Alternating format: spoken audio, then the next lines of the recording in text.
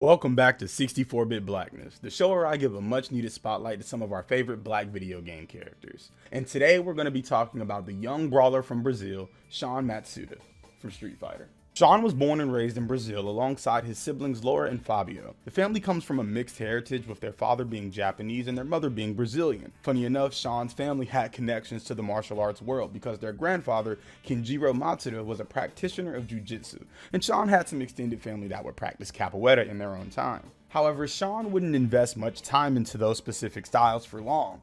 Everything changed for him when he saw Ken Masters put belt to ass at the United States Martial Arts Tournament. From that moment, Sean was starstruck, amazed by Ken's skill and technique, and he vowed to one day become his pupil. So he did what any other young person following in their idol's footsteps would do. He went to YouTube. I'm kidding, but kinda, because Ken had this thing called the Ken Masters Online Karate Course, which is like those old school instructional karate videos, and I'm sure Sean purchased every copy available.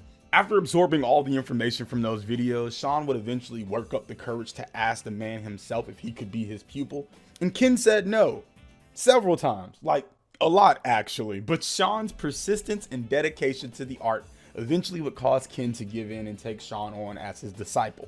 Sean would go on to enter the World Warrior Tournament to prove that he was worthy of being Ken's student, but he's quickly defeated.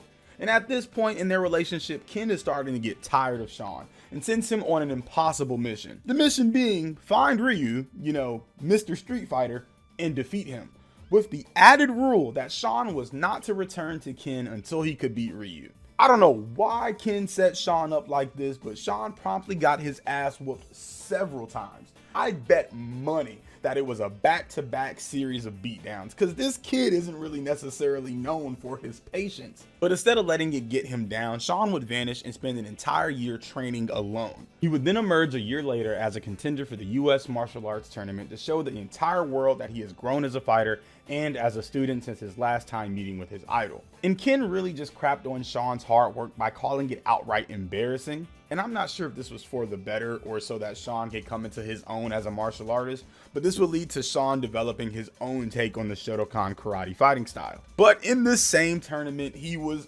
swiftly defeated again, but in the qualifying round. And as he was knocked out on the mat, Ken swooped in to help him up, promising to win the tournament for him. And when Ken won that exact tournament, he wanted to offer the championship trophy to Sean to acknowledge all of the hard work that he's put in, how strong he had become.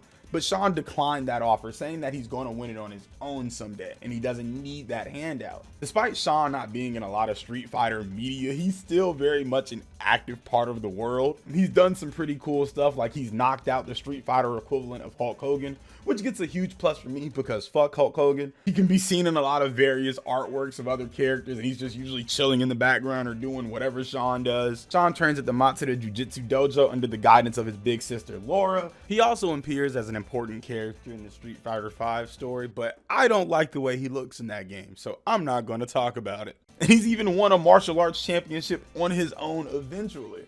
In my opinion, I think Capcom does have a soft spot for Sean, despite him originally being made just to meet a deadline. And although he is the weakest character in Third Strike by far, they've taken some effort into showing that he too can be strong. And maybe, just maybe, he might be the face of the next generation of fighters.